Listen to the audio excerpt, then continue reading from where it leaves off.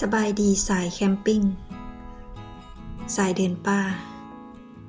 สายมักขึ้นภูเขาลำเนาไพ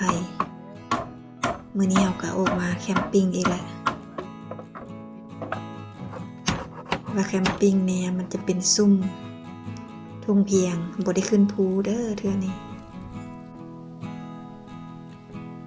เราจะมากินพันธุ์ป่าแถบทุ่งเพียงกับชาวบ้านเพิ่นชาวไร่ชาวนาเพิ่นเฮ็ดให้เฮ็ดนาเดี๋ยวนี้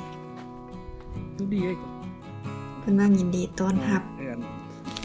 มากินยามใดเพิ่นก็ต้อนรับเป็นอย่างดี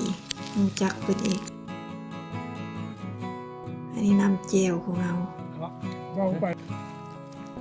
เอามักแบบใดเฮาก็กินแบบนั้นเด้อมักไผมักมันเนาะผู้ใดบ่กินก็ขอโทษขออภัยมันคือการอาบป่าอาทิตย์นึงเราจะต้องได้ไป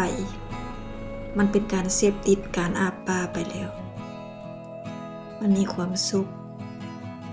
อันนี้มันเฮามาเบิ่งหนองป่าประชาชนบริเวณข้างๆหั่น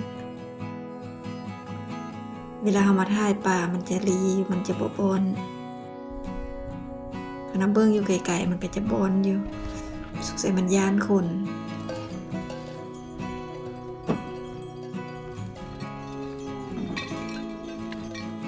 เห็นภาพแบบนี้เลยคิดฮอดสมัยตอนยังน้อยไปเก็บหมักบุกไปเก็บหมักซุ่มมอคิดฮอดยุคสมัยนั้น